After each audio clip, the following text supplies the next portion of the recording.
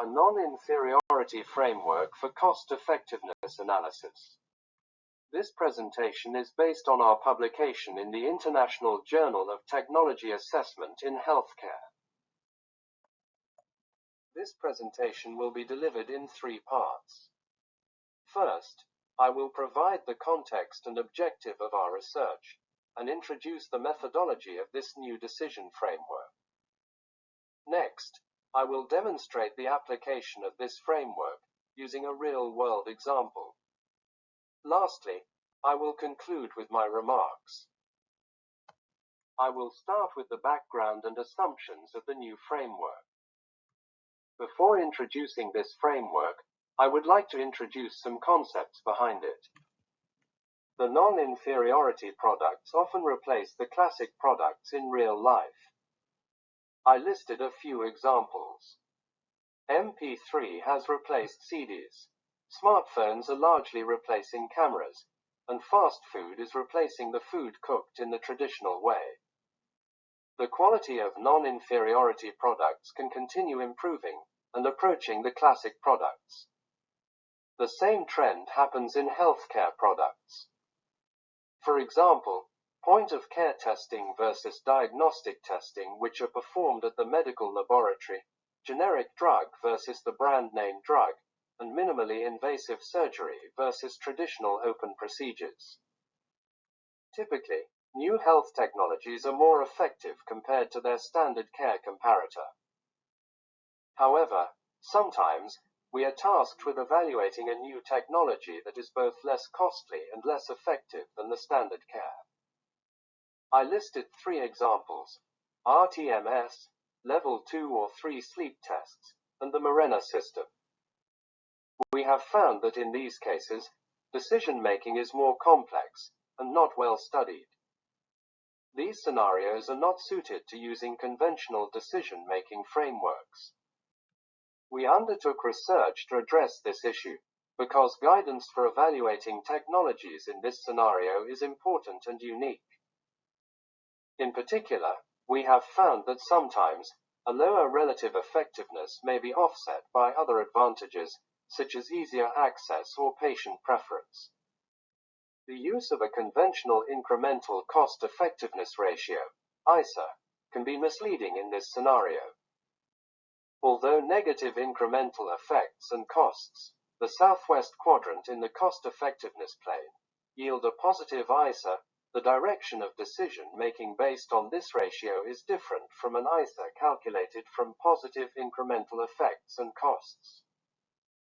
Net monetary benefit analysis addresses some of the primary concerns with ICER, but the use of traditional willingness to pays is also not perfect. The threshold of willingness to pay for the Cowley gained and Cowley loss are likely different. In a simple example, generally, people feel that it is better to not lose 1 Cowley than to gain 1 Cowley.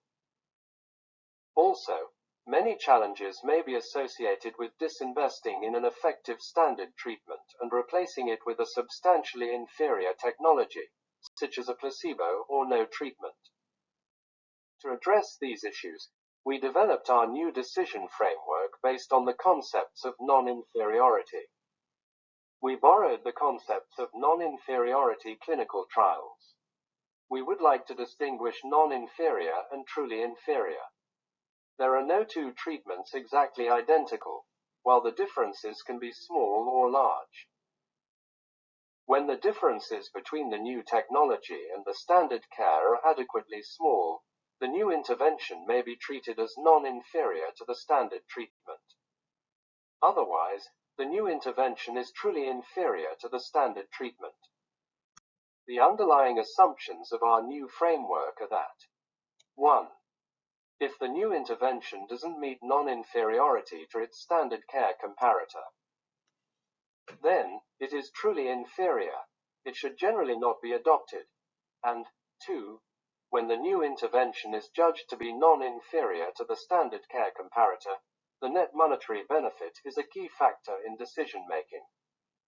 This framework overcomes the potential limitations of the classic interpretations of the ICER and net monetary benefit. Now, we introduce the methods of estimating the fraction of effectiveness preserved to evaluate the non-inferiority. The active control refers to the standard treatment in this presentation. The placebo control group is often not included in the non-inferiority clinical trial, but we need to explicitly include it in a model-based economic evaluation. We used the Cowley as the health outcome. The difference between standard treatment and placebo control is the entire effectiveness of the standard treatment. The difference between the new intervention and placebo control was the effectiveness of the new intervention. For each simulation of probabilistic sensitivity analysis, we estimate the fraction of effectiveness preserved, which is equal to the effectiveness of the new intervention divided by the entire effectiveness of the standard treatment. Based on the simulation results, we can firstly evaluate whether the new intervention is better than placebo. Secondly, if the new intervention preserves a certain fraction of the effect of the active control, it is considered non-inferior to the active control. It is difficult to determine the appropriate threshold for effectiveness preserved. There were a lot of communications on this issue between co-authors, reviewers, and editors. I will not expand the discussion here, but you can find our thoughts in our publications. A threshold of 50% or 67% of the effect preserved has been used in many trials to determine non-inferiority. We recommend a higher threshold be used for economic modeling studies. In the example below, we used a threshold of 75% in the reference case analysis. With the wider application of this framework, another value may be determined to be a more suitable threshold of effectiveness preserved. Defining cost effectiveness in the new decision framework. We consider an intervention cost effective if two criteria are met. 1.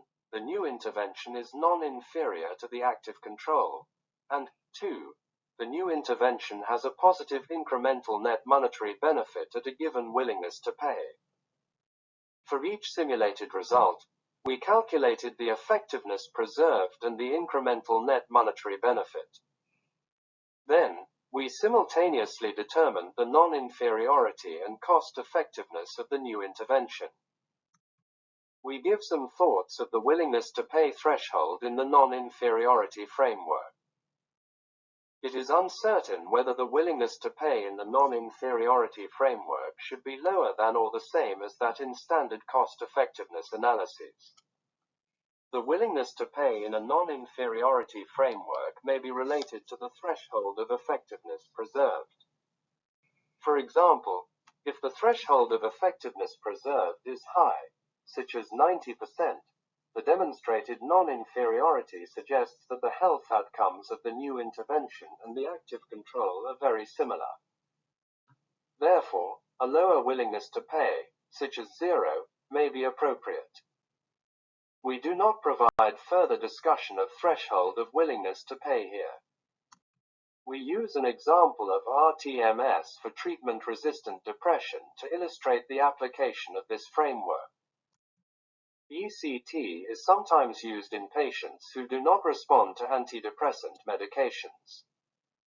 However, several barriers, such as geographic availability, lack of skilled operators, and safety concerns, have limited its uptake. RTMS effective than sham therapy for treatment-resistant depression, and is less effective than ECT.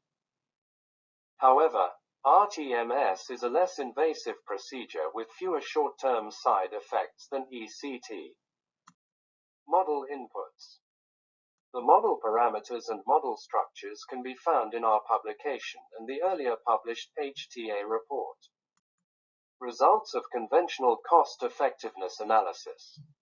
This slide showed the scatter plot of Monte Carlo simulations. The reference case results of the conventional cost-effectiveness are presented in the table. When both the incremental cost and Cowley values are negative, the ISA is interpreted as cost saved per Cowley lost, instead of cost incurred per Cowley gained. Importantly, the direction of the cost-effectiveness judgment for an ISA at a given threshold in quadrants 1 and 3 is opposite. ISA of RTMS versus ECT was lower than $50,000, so RTMS was not cost-effective compared with ECT at the willingness to pay of $50,000 per Cowley gained.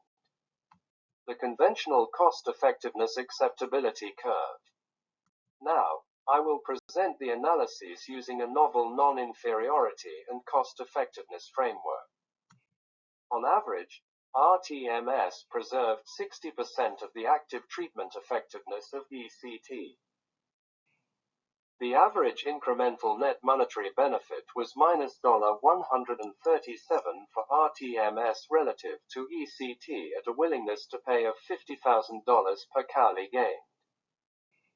The probabilities of RTMS preserving 50%, 75%, and 90% of effectiveness were 70%, 23%, and 7%, respectively. This 3D plot shows that the probability of RTMS being non-inferior and cost-effective increased as both the threshold of effectiveness preserved and willingness to pay decreased. The highest probabilities of non-inferiority and cost-effectiveness were reached when effectiveness preserved was 0% and the willingness to pay was $0. Given that the cost of RTMS was lower than that of ECT for almost all simulations, the effectiveness preserved largely determined the probability of RTMS being cost-effective and non-inferior when the willingness to pay was $0. We present the modified cost-effectiveness acceptability curve with willingness to pays of $0, $50,000, and $100,000 per Cowley gained. When a 75% effectiveness preserved threshold and a positive net monetary benefit are used as the acceptable decision criteria, the probability of RTMS being non-inferior and cost-effective was 23%, 21%, and 13% at willingness to pays of $0, $50,000, and $100,000 per Cowley gained, respectively. In conclusion, the proposed new probabilistic decision framework overcomes the limitations of conventional approaches to estimate the cost-effectiveness of less effective interventions.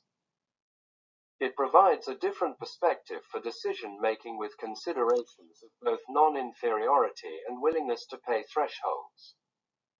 Decision-makers could consider using the new framework in addition to, or instead of, the traditional framework.